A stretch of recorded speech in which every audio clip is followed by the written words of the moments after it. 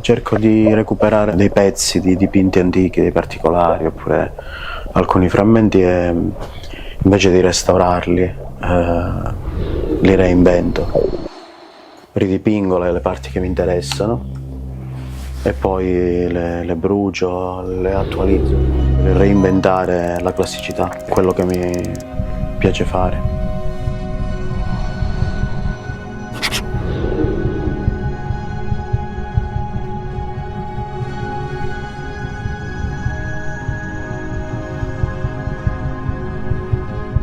Ci sono artisti che cercano la luce e altri che la inseguono sott'acqua.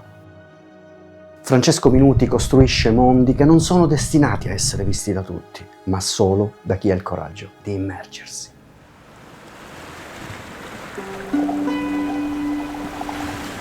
Questa non è la storia di un artista, è la storia di un uomo che ha deciso di scomparire per trovare se stesso.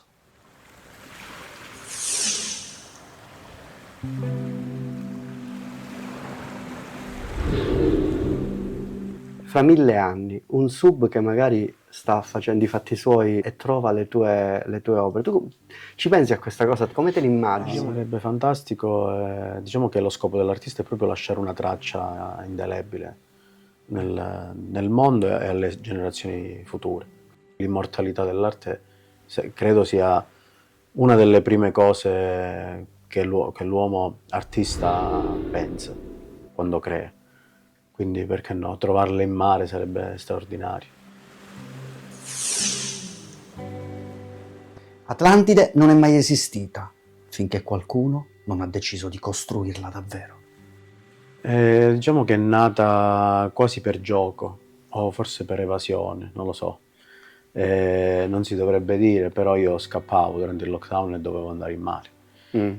Proprio per avere questa sorta di evasione da quella costrizione che è stata terribile. Quindi io andavo via, andavo in mare e ho iniziato a fare delle piccole riprese subacquea. Quindi ho unito queste due passioni che sono per me fondamentali, quindi la natura e l'arte, ma anche perché non c'erano possibilità di poter vedere delle gallerie d'arte, dei musei. Quindi le gallerie d'arte erano chiuse. Per visitare alcune mostre ho pensato di inventarmi degli spazi espositivi che erano i boschi, le spiagge, addirittura soprattutto il fondale marino. Francesco l'ha sognata per anni, una città sommersa dove l'arte potesse respirare insieme al mare. Le sue sculture vengono calate a decine di metri di profondità e lasciate lì a decomporsi, a farsi colonizzare dal tempo. L'arte che non teme di morire, il gesto che accetta di non controllare più nulla. Forse è questo che chiamiamo libertà. La prima volta che accade che qualcuno mette delle opere d'arte in mare. No, c'è il padre dell'arte subacquea che è Jason De Caires Taylor. Poi ci sono altri artisti, però posso dire per certo il primo museo d'arte subacquea contemporanea in Italia è Atlantide. La comunità come ha reagito? Ti ha supportato? L'ha vista con scetticismo? Diciamo che inizialmente siamo partiti tutti scettici, io di poterci riuscire e le persone di poterla apprezzare. Poi invece c'è stata un'esplosione di amore nei confronti di questo progetto. Può visitarlo chiunque? Tutto completamente calato nella natura, quindi consegnato al mare ed è nelle mani del mare. Quindi chi sa che è lì può andare a visitarlo? C'è la comunicazione social e tutto il resto, e quindi chiunque può visitarlo. Ovviamente quando ci sono le sculture, che poi vengono rimosse per le mareggiate, alcune sono a 20 metri di profondità, quindi sono quelle che non si rimuovono, dove la risacca non crea problemi, però ci vuole ovviamente l'esperto con la muta, con le bombole, eccetera. Quelle invece in superficie, che possono visitare magari persone con disabilità, bambini, anziani o persone che non sanno nuotare, quelle sono periodiche. Stanno diciamo a pelo d'acqua, quasi a pelo d'acqua, diciamo al massimo stanno a 3 metri, 2-3 metri, quindi anche facendo semplicemente snorkeling si possono visitare.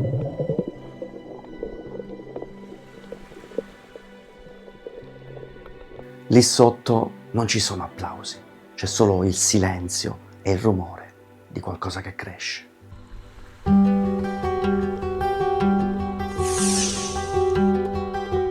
Un viaggio ha senso se si ha la forza di perdersi per ritrovare un se stesso tutto nuovo. Mi dà l'idea di un tronco a cui un migrante si aggrappa.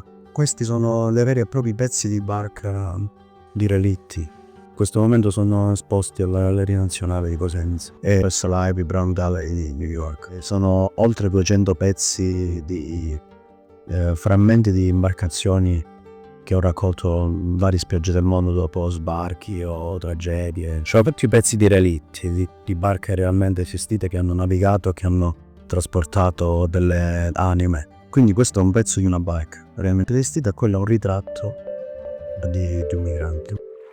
Le sue sculture tornano a riva come relitti. Alcune non si ritrovano più. E forse è giusto così, perché l'arte di Francesco non è fatta per essere posseduta, ma per essere attraversata. Youssef aveva solo 6 mesi 2020. Ogni pezzo ha una storia. Alcuni sono volti inventati, ma la maggior parte, il 99% di questi ritratti sono dei volti di persone che ci hanno fatto e quindi che io vado a ritrarre. Questa cosa dà i brividi veramente. Ogni onda cancella qualcosa e ogni volta che la cancella crea un nuovo inizio. Mi dicevi che questo è un pezzo del Gange? Sì, è un pezzo di una barca trovata proprio lì in India, durante proprio una sorta di purificazione dell'anima che mi hanno proposto di fare lì come esperienza, sì. E in cosa consiste? Mi hanno proposto di fare questa purificazione che consiste nel bagnarsi nelle acque del Gange. Sì. Prima il volto e poi interamente.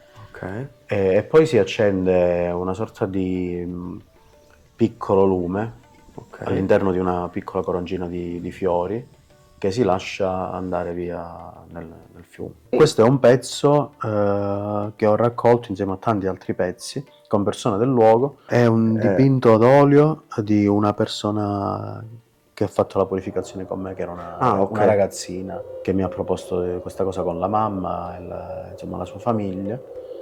E aveva questo volto che mi ha catturato. Io spesso ritraggo la purezza dei visi. Sono stato lì un mese. È un mese.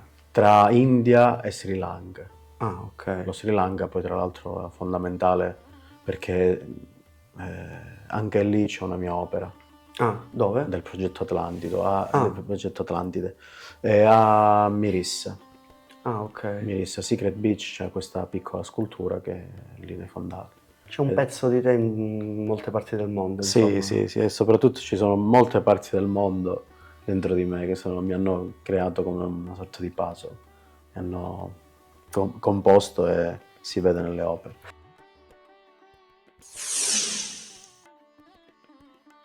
Lo studio è il suo oceano in miniatura. Qui ogni gesto ha un peso, ogni silenzio ha un suono.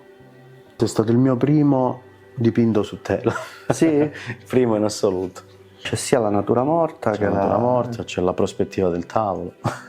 Sì. E poi c'è il ritratto di mio padre. Si vede comunque l'impronta dell'artista. Sì, io guardavo mio padre e dipingevo, disegnavo, facevo qualsiasi cosa. Sempre, era una cosa costante, continua. Però lui non mi ha mai detto devi dipingere, devi disegnare. Ero io che chiedevo, papà posso disegnare? E lui mi dava i fogli, mi dava le tele. Perché comunque tu vedevi il modello come tuo padre, no? Cioè il modello di tuo padre che faceva quella cosa là e ti sei innamorato di... Sì, la cosa interessante è proprio questa, che lui non mi ha mai detto fai questo. L'ho fatto io in maniera spontanea. Molte delle cose ti richiamano alla classicità, quelle forme che usava tuo padre, fanno parte sempre del tuo stile, però hai creato tu una tua identità nuova. Credo sia una questione di personalità, io sono capace di avere il mio modo di esprimermi. Questa è una cosa che secondo me deve avere un artista, cioè vivere nello stesso studio non significa dover scimmiottare le cose che fanno maestri, perché ci sono tanti maestri che plagiano, diciamo, a propria immagine e somiglianza gli allievi, e invece io odio tutto questo. E lui è sempre stato abile a trasmettermi questa cosa, cioè di avere la mia personalità e di fare il mio percorso senza essere troppo un clone del maestro.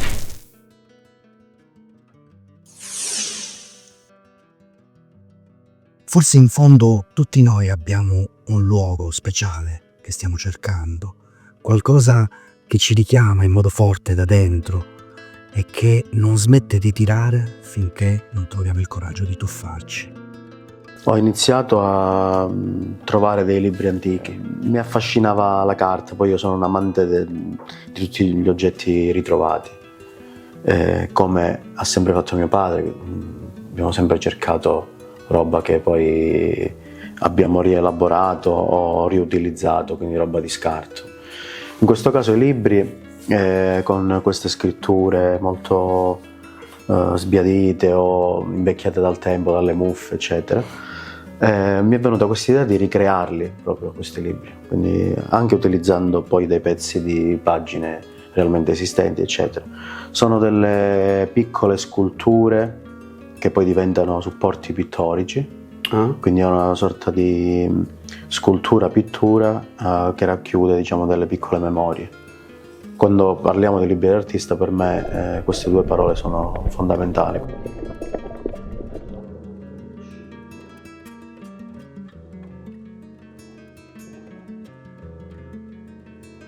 Atlantide non è un mito, Atlantide è un'idea. E come tutte le idee esisterà finché qualcuno avrà il coraggio di sognarla.